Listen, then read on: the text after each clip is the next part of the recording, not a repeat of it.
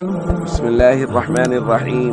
عن أبي أيوب رضي الله تعالى عنه قال قال رسول الله صلى الله تعالى عليه وسلم: إذا قمت في صلاتك فصل صلاة مودع ولا تكلم بكلام تعتذر منه وأجمع اليأس عما في أيدي الناس.